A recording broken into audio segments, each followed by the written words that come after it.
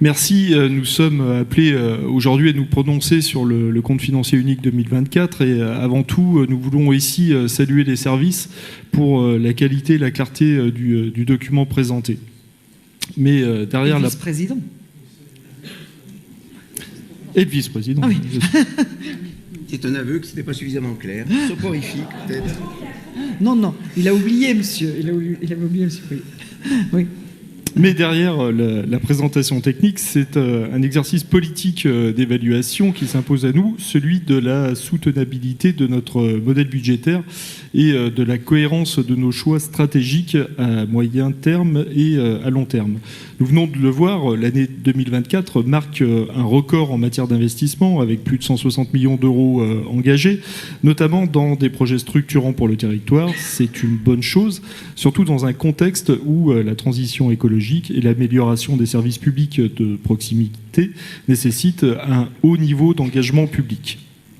Mais ce volontarisme a un prix, et c'est là que nos marges de manœuvre s'amenuisent, car dans le même temps, l'épargne brute diminue, passant de 75 à 68 millions d'euros.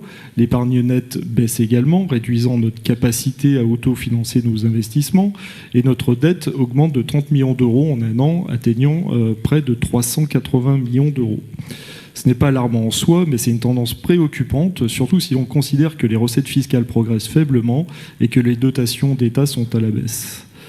Nous risquons de nous retrouver dans une trajectoire d'endettement croissant avec une capacité d'autofinancement insuffisante et nous devons y être attentifs. Parallèlement à ce compte financier unique, le budget climat de notre métropole marque une étape importante dans la manière dont nous devons envisager la responsabilité budgétaire aujourd'hui. Ce n'est pas seulement une affaire de chiffres, mais de trajectoire écologique. Nous tenons là aussi à saluer la qualité méthodologique du travail engagé par les services et par le vice-président. Donc Saint-Étienne se dote ainsi d'un outil d'aide à la décision à la hauteur des enjeux de la transition. Cet exercice relève des investissements structurants clairement favorables avec le plan vélo qui démontre une volonté de transformation des mobilités ou encore avec l'essor du bio-GNV et la reconversion des vallées industrielles via le PPA Gier-Ondaine sont des signaux concrets d'un changement de cap. Pour autant, un chiffre doit nous interroger. Près de 17% des dépenses analysées ont un impact défavorable sur le climat. Nous continuons en 2024 à investir dans des infrastructures routières pensées pour la voiture individuelle et acheter des véhicules thermiques pour plus de 800 000 euros.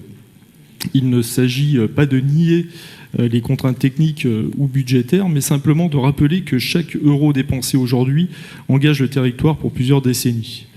Nous ne sommes pas non plus ici pour distribuer les bons ou les mauvais points, mais pour que ces outils budgétaires ne deviennent pas des vitrines sans ambition.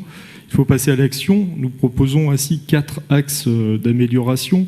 Le premier, une règle d'or environnementale qui dirait que tout investissement supérieur à 100 000 euros se doit d'être évalué pour son impact climatique avant validation.